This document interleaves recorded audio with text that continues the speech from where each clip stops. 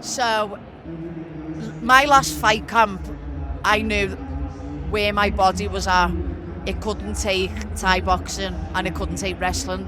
Like my back is just, my leg and my back, I just couldn't do it. I couldn't handle it. So I was like, fuck, what am I going to do? So I thought in London, win, lose or draw, get your retirement with your team, go out the way that you want. You get to put your gloves down in London. Your first win was, your last fight is. Had that really amazing time.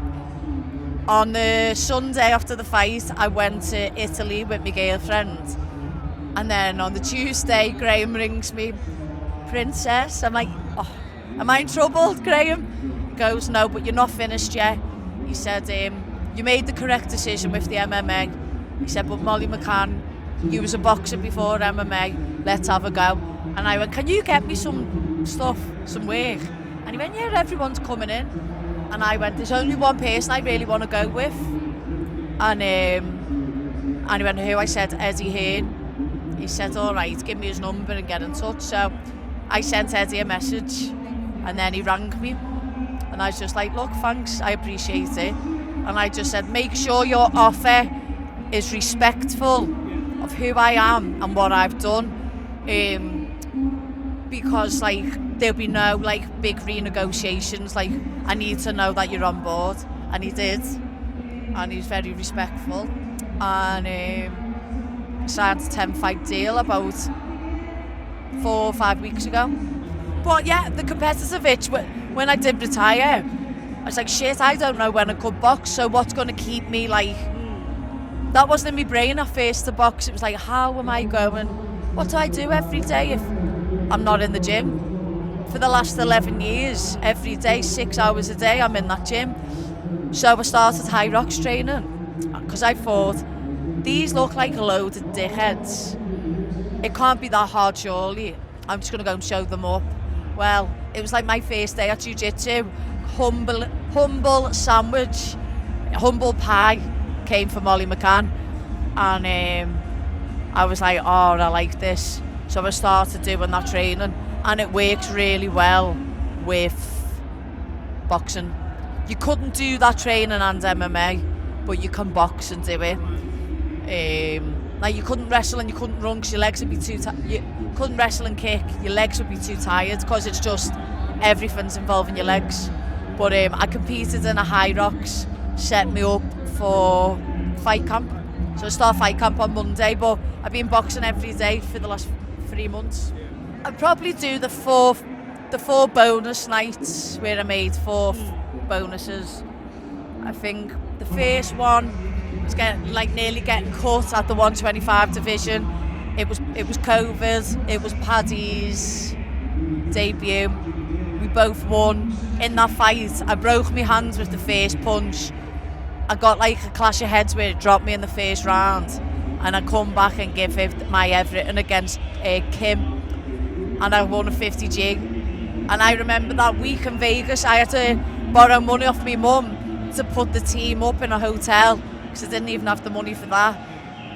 Because COVID had took everything. UFC London, that didn't happen. I spent everything on that fight camp. Then the camp didn't happen.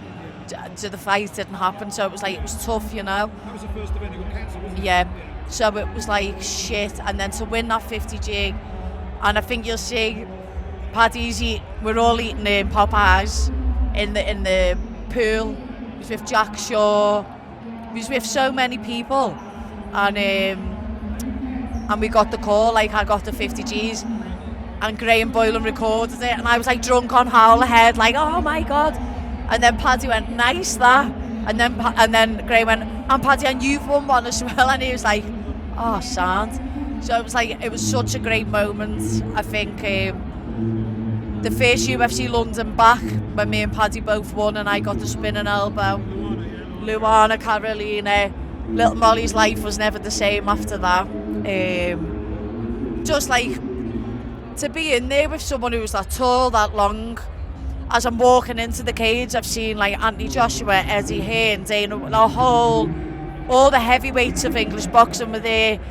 Wayne Rooney was there, like Sporting Heroes was there just to go in and do the business. And I think the the English fans always loved me, but in that moment we had that was like, that's gone down in history. Every start of every UFC main card, I am now on there. I'm on the montage.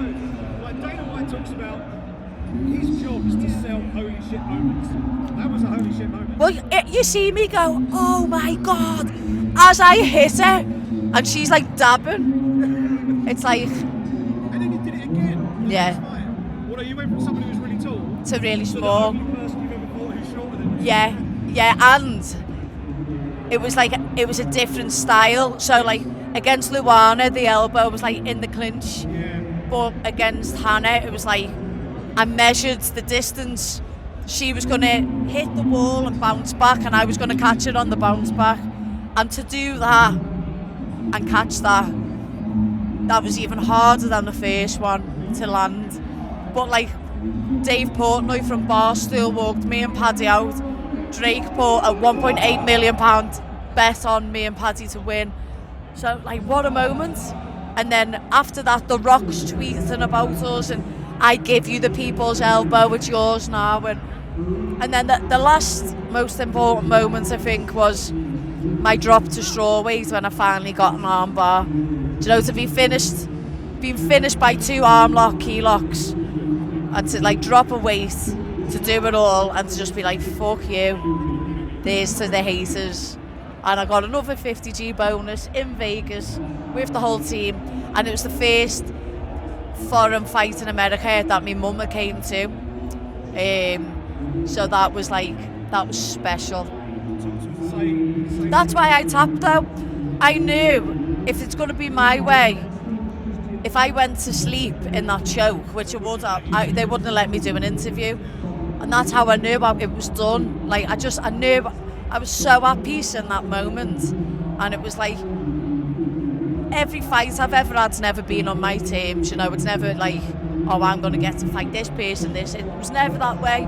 I was always so lucky and fortunate that the UFC put me on these big cards, and in the places that I wanted, it all worked out. But, what's it called? It took a lot for me to compose myself and be able to say that stuff and be so honest with it. Was it nice, lad? Was it nice? I got him a sandwich.